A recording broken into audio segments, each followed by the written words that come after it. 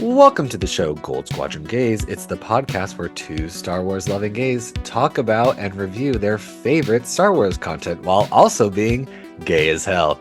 I'm your host, Bradley Brower. I'm your other host, Charles Rogers, and I have a PSA. Okay. My PSA this week is get your fucking vaccines. Oh, okay, because you were sick Get this 'em. week. I was sick last week. You might have noticed we had no episode last week, and you also may have noticed that I didn't update the socials last week. And those two things went hand in hand because last Thursday, I got up in the morning and I had kind of a little tickle in my throat and a little bit of nasal drainage or whatever. And I thought to myself, Sure. I have allergies. So I get up, I go to the office, and halfway through the workday, I send my boss a Teams message. I'm like, I'm going home. I can't do this. Because literally in the span of 4 hours, I went from, I'm a little under the weather to, I am sicker than I have been in a very long time. I literally cannot speak. I cannot function. I need to go home, like now. So we didn't record last week because I would not have been able to talk, let alone be physically present on camera. That would not have happened. So, and it laid me out for the whole weekend. Like we could not record. Yeah. Tuesday or Wednesday would have been the first day that I would have felt decent enough to be able to record again. So if you have not been vaccinated yet, keep up on your vaccines. Had I not gotten the flu vaccine, it would have been a lot worse.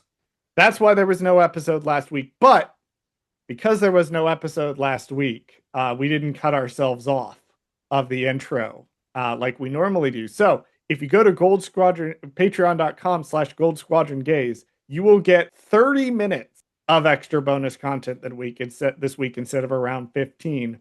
22 minutes of which is just talking about heated rivalry. Yes. It's worth it just for that discussion. It's worth it just for that. What people don't understand is that the show is both super hot and super emotional. Right. I feel deep in my soul. It's devastating. But we can't talk about it for another 22 minutes. We have to talk about Star Wars. Hey, Bradley, there was some Star Wars news this week. I was going to say, well, what hasn't been announced this week? Well, the one we care about is that Star Wars Starfighter, the Sean Levy movie, has wrapped production. Woo. So it's still real. It exists, and we can talk about it. Yes. I personally think, because it's wrapping a year and a half prior, Right. I think this seems pretty normal to me. They only shot for about 4 months. They're probably going to do pickups. I think a lot of this movie may be CG, like dogfight sequences or CG fighter sequences. Thinking. So they're going to do a lot more of that in post. But it seems on schedule. Yeah, it just felt like a quick timeline, though. I also conspiracy theory hat. I think Disney approached Sean Levy and was like, hey, based on your history in the industry, we know you can get this film done in X amount of time, and we need something now. Like, we need to have a movie every year at least, to satisfy our shareholders or whatever the fuck. Because right now, Star Wars doesn't have a lot of content coming out, and so everything's in pre-pro. So it's all like, or it's being made currently, or it's whatever. So like everything's in development, everything's in development. So we don't talk about movies in development. Right. So I feel like either they just approached him, threw him a lot of money, and just said, hey, make this in 4 months. Like, and he did. And he did it. And I feel like you're right. I think the post, just the CGI stuff and the post is, I could see it taking 6 months. I don't know about reshoots because maybe there's always pickups. Maybe he doesn't. Like, I don't know. There's always pickups. Yeah. It's a perfectly normal part of filming. The Rogue One stuff was weird because generally you don't reshoot the entire third act of your movie. No, that was an outlier. That was a weird case. Yeah. That was an outlier. Generally, you're gonna start seeing, if the cycle continues, you may see some stories pop up about Star Wars Starfighter being in trouble because it's doing reshoots or it's doing pickup. Right. It's perfectly normal to do reshoots for a movie, especially like this. That's not a sign that anything is going on. Right. So I'm sure there'll be that. directors that work on Star Wars 2 have also talked about like what a commitment Star Wars is Hmm. when you go in to make one of these movies, because it's not like making like a normal movie. No. Right? You're in it for years of your life. You're sitting here like making the same movie. Like it's normally a really long, really exhausting process. Yeah, and I And imagine like the pitch for this one was like it doesn't have to be anything other than this movie. Like it is what it is so for that we now. actually know that. Yeah. Sean Levy has talked about how the directive he was handed from Lucasfilm was do something new. Because he was like, do I have to use this character? Do I have to use this character? Do I have to use this thing? And Lucasfilm was like, no, we'd actually prefer you just do something new. Right, right, right. So it seems like the new ethos of the brand is we want to expand it. And I think that's really good. I think that's a really good direction. I think that animation is going to continue to build out the animation side of the universe. They're going to do what they do. Dave Filoni is going to finish the story that he started telling with his little guys. He's going to finish his little story, and we're going to get a mix of new characters and a few old characters. We're apparently still getting the Ray movie. We're not going to talk too much about that on mic, even though you and I had a very long discussion about it off mic. Right. But we're getting this kind of, they want to build it out. They want to do some more things. And that's also, I think, because Star Wars doesn't have source material in the same way that like the Marvel comics do or the DC comics do or like the Song of Ice and Fire stuff or all of that, like because it doesn't have source material, it can do that much easier. It can say we're introducing new characters, we're introducing new plot lines, we're introducing new elements to the universe. So I'm really excited for Starfighter. Yeah. I'm growing more excited the more I see how much Sean Levy is clearly loving making this movie. Anyway, Star Wars. We should talk about it. We should probably talk about it. This episode is Yeah. going really well, by the way. We're Right. we're we're so good. We're so nailing it. Yeah, I'm gonna see how this edits Jesus. down. This week we're talking about Star Wars Visions, Volume 2, The Pit. A fearless young prisoner forced to dig for Kyber by the Empire plans a risky escape for him and his people. The director this week is Leandre Thomas. Leandre Thomas is award-winning filmmaker from Oakland, California, and the writer, director, and executive producer for The Pit. And then also co-directed by Justin Ridge, who is a longtime director for Rebels, Resistance, and Clone Wars. So it was like a co-directing thing because Uh-huh. this is two studios this week. Did you find what Leandre Thomas's day job is? Because he has one. If you have not watched the filmmaker focus for The Pit, watch the filmmaker focus for The Pit. Okay. Leandre Thomas's day job is he works with, I think he is in charge of the asset management for audio and visual for Lucasfilm. He's been at Lucasfilm for like, I think 10 years, 10, Okay. somewhere between 10 and 20 years. He's been there a long fucking time. Right. His day job is he manages like the video and the audio, like preservation and storage for Lucasfilm. Okay. He got this made. He's been wanting to get this film made forever. Right.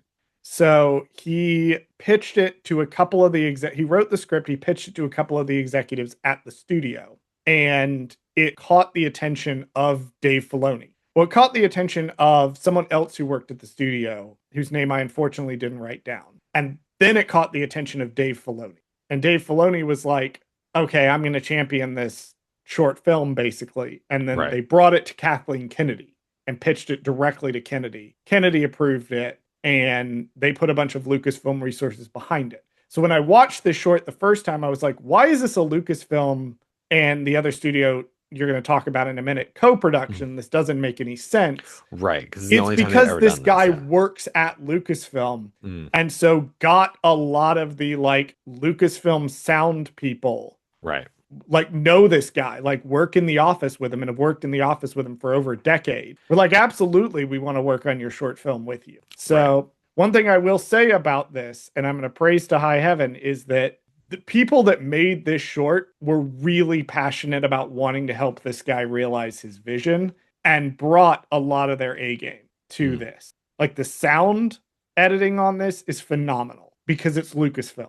It's Lucasfilm, who has always been really fucking good at that, bringing their A game to help out their coworker, which I think is really cool. But Lucasfilm didn't do the animation. Who did the animation?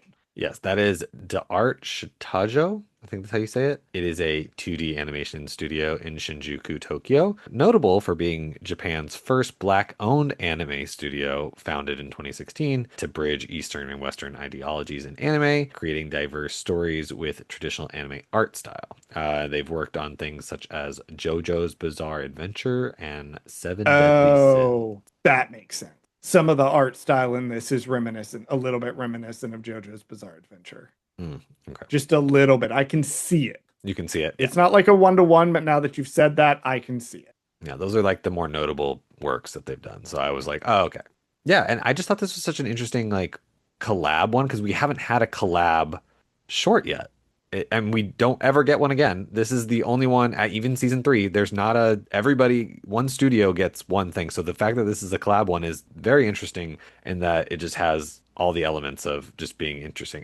It is also weird that not only is this a collab, but it's a collab between Lucasfilm, which is USA, and Japan, which this season has been more about getting away from Japan and being, other places.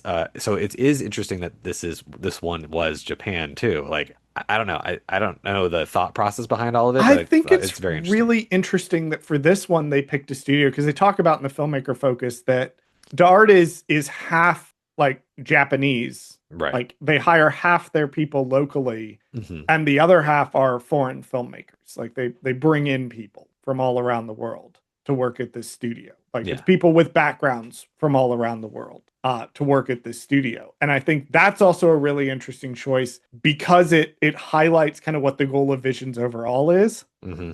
Not to get too much into my opinion of the actual short itself, but I found the production of this short way more fascinating than the short itself. I think Yeah. the spirit of collaboration that this short represents is phenomenal. I think it's awesome. I think the way that they produced this was awesome. I think the way it was handled, the genesis of this, like being one guy being really passionate about wanting to tell this story.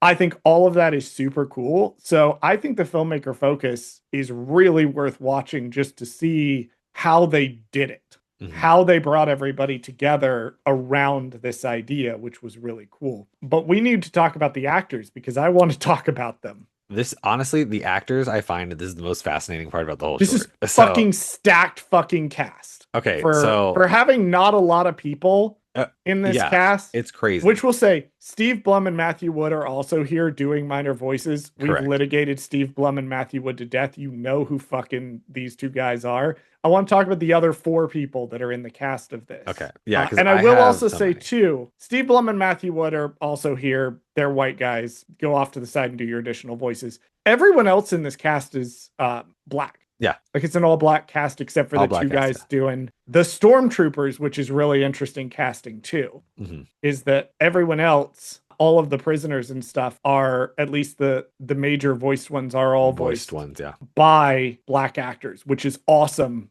casting too. But they're also fucking stacked incredible performers. So who are they? Because one of them in particular, I was like, oh my God, Yeah. that's why he's so good. So no particular order. I just kind of did them as I did. So David Diggs as Crux was the character name. He's obviously an American actor, rapper, singer, songwriter. He originated the dual roles of Marquis de Lafayette and Thomas Jefferson in the musical Hamilton, which he won a Tony and a Grammy for. If you have never listened to Hamilton, I don't blame you. I have major beef with that show. I don't like it very much. Guns and Ships. Listen to Guns and Ships.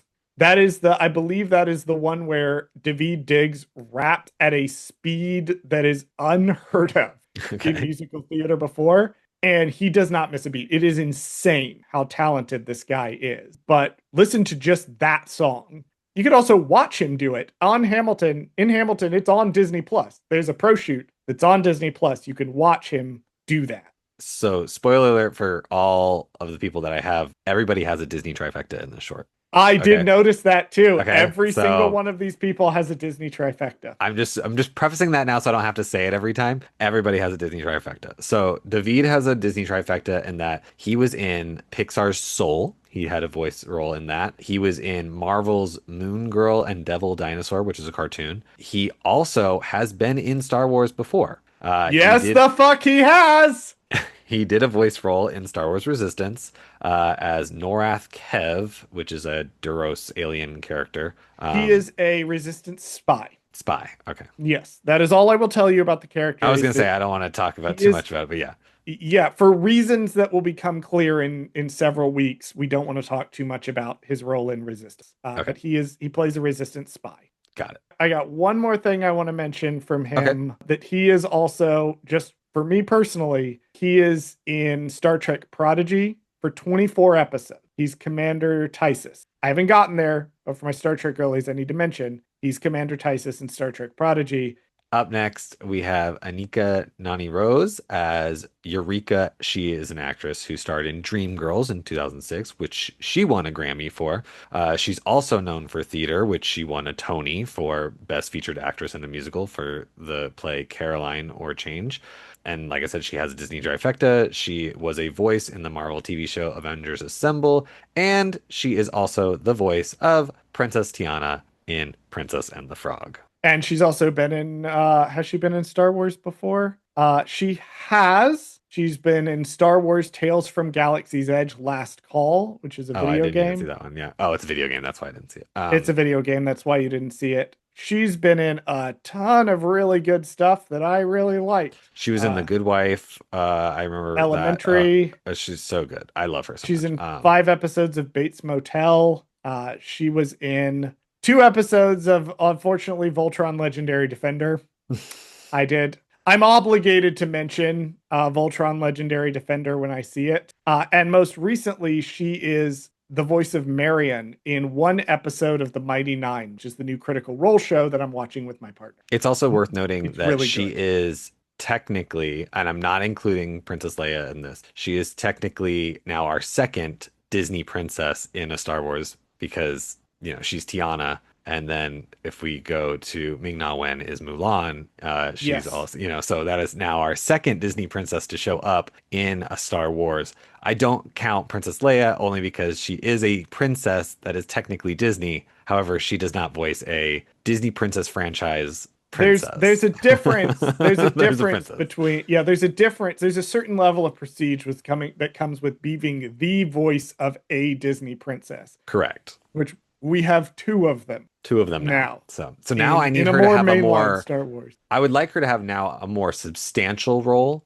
in a Star Wars. I mean, don't get me wrong, these are fine, but Ming-Na Wen has a titular character like in Star Wars that like makes an impact. Like she's in a show, she's in an animation. Like she has a character that is relevant. And this is technically she's a not named canon. and major character, yeah. Right. So, and because this is technically not canon, I want to see her do a voice of somebody else or show up live action in something else in Star Wars. I would love to see her do that. I'm actually surprised that based on their musical backgrounds that this wasn't a musical episode. Yeah, so I misremembered the end of this episode. Okay. I genuinely remembered for ever since I watched it the first time, Mhm. I remembered them singing at the end of the episode and was shocked to watch it again and realize, oh, no, they actually don't. I think I confused it with next week. Well, they like chant or something in this episode too. chant. Like, yeah, but you're right. Next week is an actual song or like musical thing. And then this one, yeah, they were just like chanting so people could hear them, in the thing. But yeah, it is odd that there wasn't some kind of musical element built into this because of the musical backgrounds of all these really actors. talented singers. Yeah. Yeah, really strange. Anyway, I don't know if maybe it just didn't work. We with got to the keep creative, moving but yeah, because we still exactly. have 2 more very impressive people to get to, and we have barely talked about our opinions of the shortage. I mean, that's just the way things go. Well, then my next one is Jordan Currit as Livy, the young girl character at the end. She's a teen actress known for the movies Marriage Story and Diary of a Wimpy Kid. She has been on multiple Disney Channel shows, such as Raven's Home and Bizaardvark, and she was in the Marvel film Black Widow. This is also not her first Star Wars. She did a voice previously as young girl in Star Wars Visions. Star Wars Tales of the I'm Empire sorry, Tales of the specifically yeah. Episode 5, Realization, the scene where the Inquisitor kills that whole village. Yes. Yes. The one actor that Bradley couldn't click on the name of, but who is voicing the old man, is Cedric Yarber. If you have seen a comedy, there's a good chance he was in it. This guy has 123 acting credits on IMDb, and he's been in Oh, such. why did I skip him? He's in Reno 911. I love He's him. in Reno 911. He's in The 40-Year-Old Virgin. He's in Black Dynamite, The He's in Boss. Boondocks. He's in, oh my He's God, in he's in so many things. he's in so many things. He's an American Dad. He's in that new fucking god awful piece of shit Ryan Murphy show that I refuse to watch, All's Fair, which had billboards plastered up all over LA for exactly 2 weeks. And then the show premiered. And then those billboards were very swiftly replaced. That's crazy. I didn't even So realize. You he's know in what? I one don't know. episode Why of was his that. name not clickable? That's so crazy to me. He's in Kung Wikipedia, Fu you Panda screwed me over on this 4. one. He's in Kung Fu Panda 4. He's in fucking Well, he's in the so much Muppets shit. Mayhem movie, so I guess that's his Disney thing. Yeah, he's a Um, comedy that guy. Brooklyn Nine-Nine. yeah, I love him in Reno 911, which is one of my favorite shows. It's so fucking funny. I don't know. I don't see a Marvel thing, but oh I no, Iron Man Iron 2 Man video 2. game. He's in the video game adaptation of Iron So Man there you 2. go. I guess that counts. There you go. Yep. So everybody, yes, everybody has a Disney trifecta. I mean, he also, I see he does a lot of DC animated too, so I feel like it's adjacent, like, Marvel He does adjacent. But most recently he was in Batman Caped Crusader, a show that's I am currently, if you are not listening to our Patreon exclusive intro stuffs, I have gotten really into DC lately. hmm So I am probably going to get around to watching this show at some point. He's Rupert Thorne in that show. I All guess we right. actually have to talk about the short I was itself gonna say we have to now. talk about this right now. Okay, so that was a great, fully stacked cast. Let's talk about plot and the actual short All itself, this because to say all this to that say, I really am impressed by the production of this show, hmm the production of this short. hmm I think that it was a lot of very talented people. I did not much care for it. I think I liked it more on the second viewing I for agree. two reasons. I don't think it's necessarily that strong, but I think two things changed my mind. The first was it is no longer episode 8 in me trying to binge watch 9 of these fucking things. So I was able to give it a little more of a fair shake. I also knew it was coming. I knew I was supposed to be viewing it as like a parable, not necessarily as like this is a thing that's actually happening, because otherwise the plot makes no fucking sense. Oh, interesting. Okay. Like, why is there a giant fucking hole that nobody seems to know about, even though it's 5 fucking minutes away? Like, as a metaphor, that makes sense. As a metaphor, it works for like brutality and violence and oppression that is happening literally outside your doorstep, but you refuse to see it because you never go outside of your comfortable little bubble. That works on a metaphorical level. It doesn't necessarily work on a plot level, which leads me to the second thing that made me kind of to give this one more of a pass. And that was that the Bandits of Golak last week sucked so much shit that I on the writing department that I had to compare the two in my head and realize that Bandits of Golak was writing wise vapid as hell. It was saying nothing. It was not saying it had nothing to say. It was a guy talking to me at a party for 10 minutes and he's really pretty, but I realized at the end of that 10 minutes, he has said nothing of value to me the entire time. The Pit at least has a creative vision. The team that is working on this one wants to say something.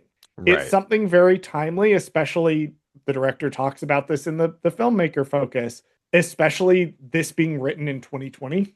Right. Like, he's trying to say something. Is he saying it well? Is this short saying it well? Not necessarily as well as it could, in my opinion. But God bless him, at least he's trying to say something. Right. He has a vision. He has a Like he has a, vision yeah. and he's executing the vision. And I appreciate it on the level that at least a vision is being executed here. I think I was talking about this with my partner because we watched Heated Rivalry and then I watched the short for the podcast and then I got on to record. I think it is a short that needs to be taken within the context of how it's written. You kind of need to watch the filmmaker focus after having watched this short to kind of explain what this was about. Right. And I don't think that's necessarily a good thing that it can't really stand up on its own. It kind of needs that context. But I do think that context does make me understand what he was going for in this. Right. And I think that was what it was for me too. Because I think on the first viewing, because like we said, if you watch it towards the end, you're like, ugh, I'm burnt out. I don't want to watch these anymore.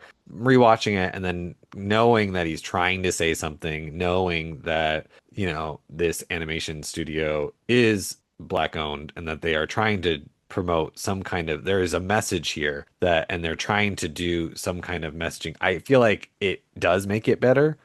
I think you're on a metaphorical level and it's better. I think you're right on a pure plot level. I don't like it only It makes because no fucking well, sense. I just had issues with like the Empire. Like, I'm not saying that they can't commit atrocities and they can't do so, which they do all the time. I just feel like the atrocities that they're committing in this particular instance make no sense because why? Like, I understand like having slaves or indentured servants and being like, oh, we need to use them for free labor. However, you can't necessarily do that in a Star Wars because we know technology exists that far outweighs the use of manual labor sometimes. And like in my brain, When they even the do cruelest person, manual labor, it's for the cruelty of it in Star right? Wars generally. But yeah, like the whole idea of we're going to dig this fucking pit to mine this kyber and we're literally just going to have guys with pickaxes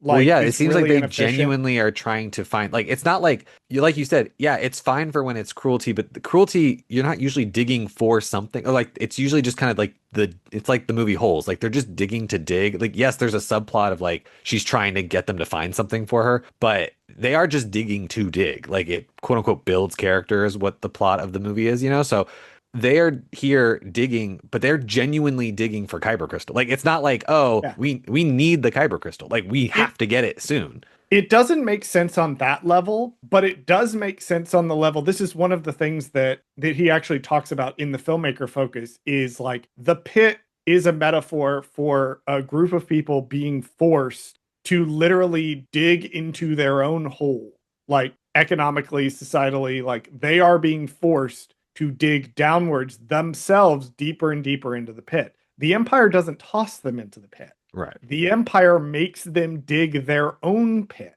that has no way back out. Right. They are forced to do this pit. They are forced to put themselves in a less advantageous position in order to enrich the stormtroopers because the guy says this is going to make us so rich. So they're not doing it under orders. They're doing it for money. Hmm. These people are being forced to dig this hole and then when they have exhausted the resources, the Empire leaves them in the hole that they have dug for themselves. Which, when you oppress a population for so long and you force them down into this hole and then tell them, you're free now. You have the same equal rights as everybody else. Go nuts. And you're looking around going, well, this is a deeply disenfranchised position. Right. Like, yes, we are technically free now. The shackles have come off at the bottom of the pit. Technically, we are free. We are still in the pit and we can try to get out, but nobody's actually going to like let us out or give us a hand up or give us anything to get ourselves back up to the top of the pit.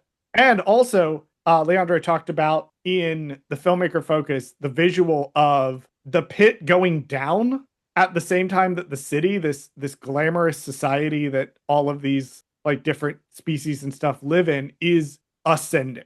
So like they are literally building the city off of the backs of these people's labor while these people are being forced to disenfranchise themselves and then abandoning them in this hole. And the people who live in the city have no idea. So it works on that metaphorical level. Right. You, it is the biggest weakness of this short. You have to view it. It's a story that's meant to be analyzed, not a story that's meant to be watched necessarily. Hmm. Like you can't just watch it on the level that I'm engaging with the media directly one to one and not taking anything from them. You have to dig into the metaphor here because Hmm. it's so clear and so directly in your face. And like there are other shorts that, like in the stars that have operated as metaphors for something. But this one is the most direct. This is a parable. This is not a like There is no surface level here. We have stripped the surface level off. There is no surface here. There is just metaphor. Yeah, it's hard to reconcile because like in my brain I want to go like, oh, this is set in Star Wars, so I need to make sense of the plot in that this has to be something in the Star Wars universe that is happening, and there has to be reasons for the things that the Empire is doing and the things that are happening in the and I guess, but like, ugh, I know I have to stop thinking about it like that because like in my brain I'm thinking like, yes, they're all stuck in the pit, but they also have tools to dig. So theoretically, couldn't they just dig out of the pit? You know what I mean? I Like was there's a watching way to like you have the tools, just like in just my start brain, digging. I Yeah. want to look at this as a piece of media I'm engaging with as actions which are occurring, going, yeah, you have pickaxes, dig a ramp, Right. Or dig even if they just stairs. dug in like one straight line, you just gradually dig upwards so that you would go out of the pit. Like Like they are running out of food, and this is something that is mentioned. Like they may not that's true. necessarily have enough time That's fair. to I dig out okay, of this yeah. pit before they all fucking die.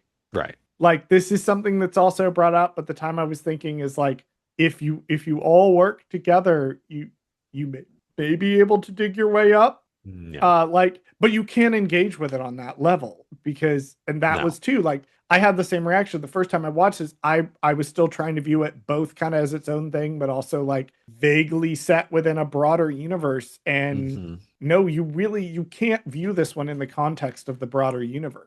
Like even a broader universe, it's internal. Like I think we have an understanding when we watch media, particularly franchise media like this, that even something that's non-canon, even something that's self-contained, will have an other universe outside of it.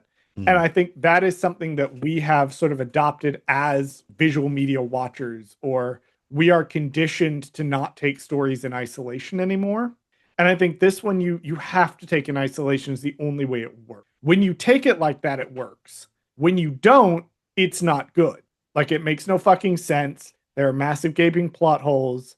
Like you just can't engage with it that way. Otherwise, you start asking questions like, how did nobody ever notice there's a giant fucking pit on the horizon? Like that makes no sense that nobody would ever leave, only if you're viewing it as a metaphor for privilege. Right, because Only why if you're would you viewing leave this your parable privilege when about you, that. yeah, I get, I understand the metaphor. I think I just, yeah, it's hard to reconcile sometimes because you're just It's like, hard. yeah, but Yeah. I get the, yeah, but if you look at it, like you said, as just all metaphor, then it's fine. And because it makes, because you're trying to say something, which It's at least oops it's all trying to, metaphor. well, at least it's trying to say something, right? And like That is also true. that is, I have to give them credit for that because it is like the metaphor does make sense. I mean, all of it does theoretically make sense. I'm like, I understand what everything means. I understand what it all is supposed to be saying. I just hate that it's like the plot though is like he finally gets out, and then once he gets out, he gets thrown back in like after revealing the truth. The people like you know what I mean? Like I just like like, and I also hate how he's literally dead, and it's just kind of like, oh oops, he died kind of thing. Like, and then also the fact that I don't know what this is supposed to symbolize, but the fact that they leave his body in the pit because they bury him down there. I don't know. I feel like why didn't they take him out of the pit and bury him outside of the pit? I don't know. I feel like that's weird that they left him in the pit because like his whole thing was I needed to escape the pit. It's got to be a metaphor. It's It's got to got to be be a some metaphor sort or of something. I metaphor. just I haven't done like deep analysis. I also don't feel like I'm qualified to do deep analysis oh of my God, this no. in the This is way like that this is a pretty layered one. Like if you this is really try and go, layered, yeah. and there's elements of societal context that I Hmm. don't have to Right. necessarily pick apart. So like I can understand, I can sort of see the metaphor of like, yes, the guy ascends out of the pit, he makes it to the glorious city, and he tries to tell them like, hey, your glorious city is built on the backs of oppression and we need help. And the representatives of the system are gunning him down and then literally murdering him by not by shooting him, Right. which would make more logical sense, but they stun him for the purpose of humiliation. They stun him for the purpose of tossing him back down in the pit, quote unquote, where he belongs. You are not supposed to ascend beyond Right. your means and station, even if ascending beyond your means and station is the only way to provide for yourself and your community.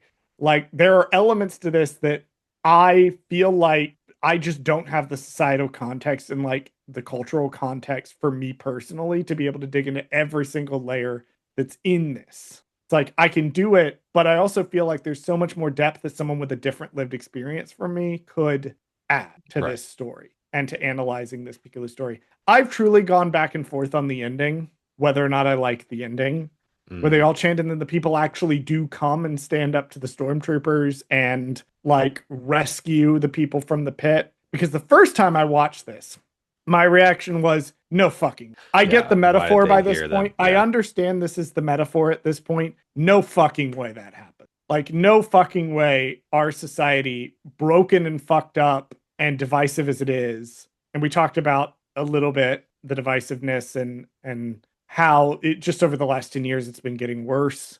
Getting worse. It's always been bad. Like it is historically, it's always been bad. Right. But we're in a very divisive, a very like hatred fueled period that this population of people is entirely going to be like, let's help people. Let's help this group of people that we have inadvertently put in this position of like danger, in this position of disenfranchisement.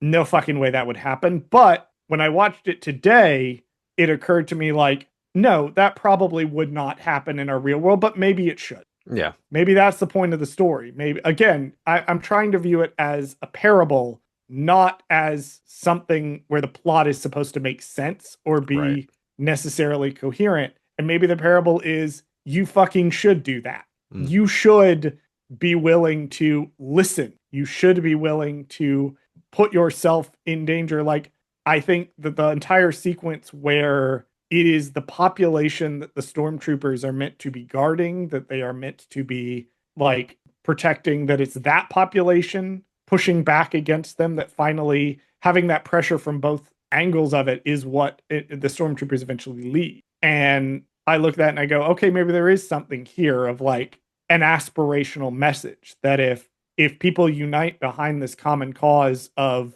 fighting back against this oppression, then there is something here.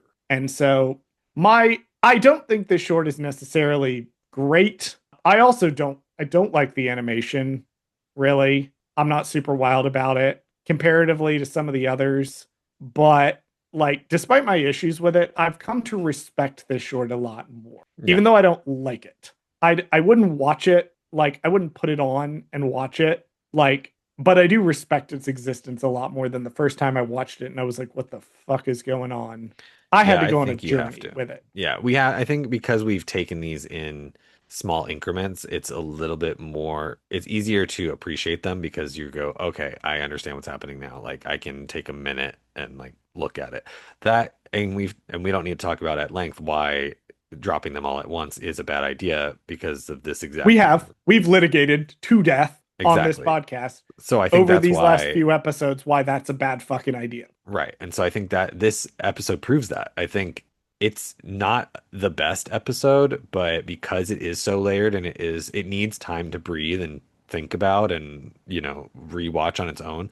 I really wish they would do individual releases with this because I think, especially with ones like this where it takes you a second to appreciate it, you have to like go back and rewatch and like because otherwise you're just it gets lost, honestly. It gets lost in the slew of all the other episodes because it isn't the best, but it is the most. I think this one has the most to say so far.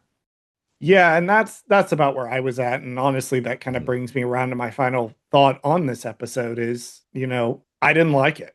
I thought it was the worst one when I first watched it because I'd gotten to the end of it and I was like, oh, this has I'm tired. I've been watching Star Wars for 2.5 hours. This fucking short's gonna preach at me. Like the plot, they didn't even bother to make the plot make sense. Like my initial knee-jerk reaction was to dislike this short, was to distance myself from it. And one of the things about being a responsible media consumer, particularly with media that is not something you're necessarily familiar with, that's exposing you to new ideas and new ways of telling stories, is even if your knee-jerk reaction is what the fuck is this? I don't like it. Stop, breathe, let it sit, come back to it.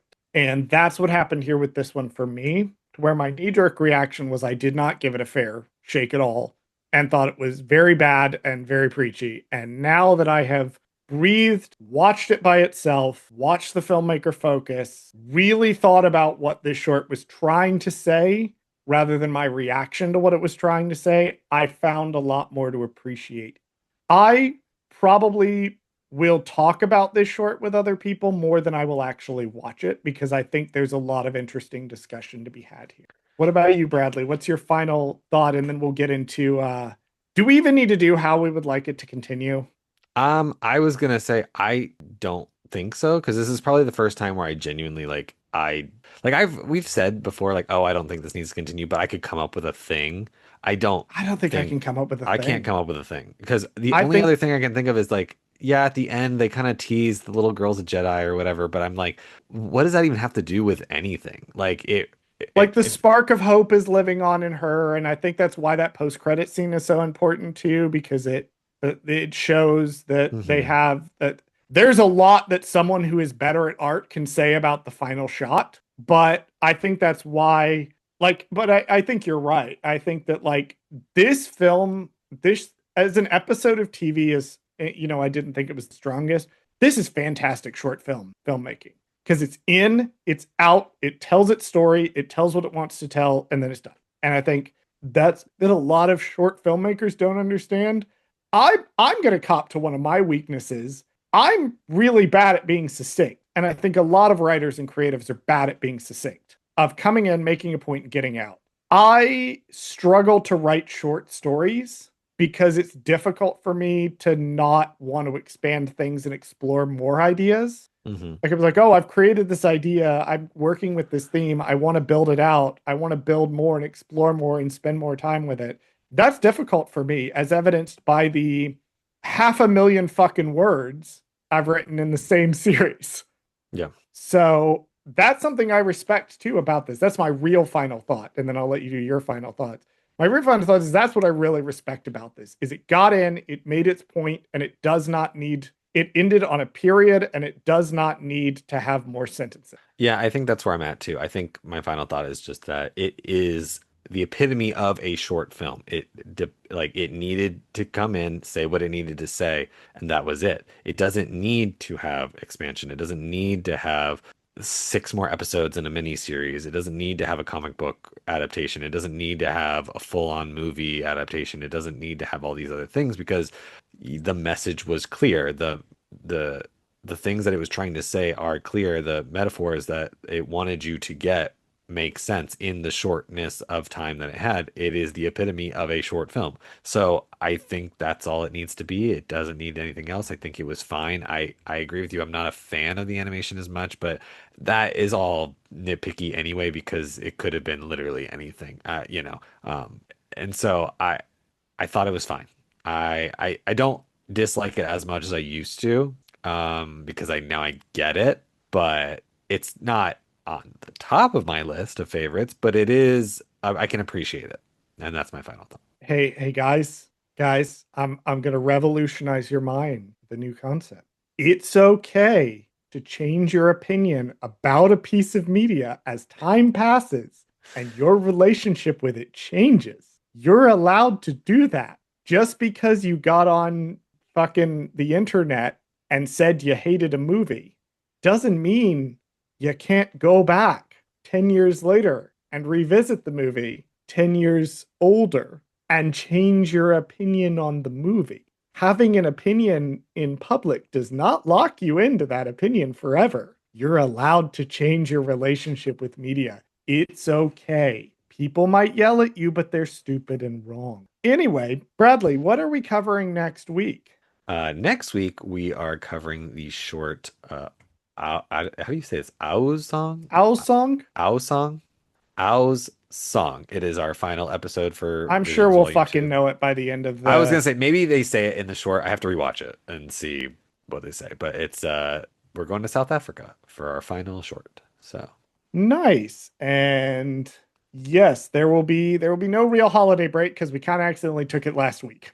right. So for Christmas you're We getting were this we were short. meant to take a holiday break, but then Yeah. we decided not to because we kind of took a break last week by So you'll accident yeah. because I got deathly sick. Yeah, basically this episode you're listening to now will be our essentially our Christmas episode because it'll be during the week of Christmas, and then we'll do our final one the following week for I guess New Year's because technically the New Year's is also that week. So yeah, whatever. We're closing out the this year with the last two Visions episodes, and that's it is what it is. And then I think next week, I think we will announce how we're going to handle the show going forward because yes, we could do Vision season 3, but we feel like we need to put some distance between us and Vision season 3. Yeah, well, especially since we just did all of season two, and I feel like people are a little visions out. People are a So little visioned out, and also we have the Ninth Jedi coming next year. So it'd be a nice little we're lead up to that, I think. well, Yeah. we're going to start a new thing. We're entering a period of the podcast where shows aren't necessarily coming out, Hmm. and we kind of need to find something to fill the time with. So what we have come up with to fill the time with when we don't have a new show to talk about, you will see next week. Pluggables. Bradley works on a bunch of reality TV, and you can find such shows as Married to Medicine, the new season of which is currently airing. He's also worked on The Circle and Temptation Island and Queen's Court and King's Court. Whenever Bradley has a new show to announce, he will just interrupt me in this part. But he's not interrupting me, so which currently means that we're still on Married to Medicine. You can find me on the Star Wars TTRPG podcast for Light and Dice. Season 2 finale just came out. Season 2 is done. Bradley does appear again in, I think, part 1 of the season finale. So definitely check that out. You can find queer books that I write. Those are called Beach House Studios. New one just came out last month, about a month ago. So you can find those on Amazon, Kobo, Barnes & Noble, or you can get them through your library, through Overdrive. I think that is all the pluggables that we do currently. We will have more. You can also find us on Patreon at patreon.com/Gold Squadron Gaze. If you want to listen to Bradley and I talk about heated rivalry for 23 fucking minutes at the start of this episode, because we did a double link intro because we didn't do one last week, then definitely head over to Patreon. For $3 a month, you can join our co-pilot tier. And one of the things that gets you is access to the pre-show, which is basically the Bradley and I shit about media podcast. All right. Well, next week's our last episode of 2025. It's been a long fucking year. So Bradley, run our socials. Thank you for listening to Gold Squadron Gaze. Did Charles fuck something up? Email us at goldsquadrongaze@gmail.com and let us know. You can follow us on BlueSky, Instagram, Threads, and TikTok at Gold Squadron Gaze. Subscribe to us on YouTube at Gold Squadron Gaze, where we post full episodes of this podcast. If you like the podcast, you can also rate us and review us on your favorite podcast app of choice. Please join us next week and every week for another episode of Gold Squadron Gaze.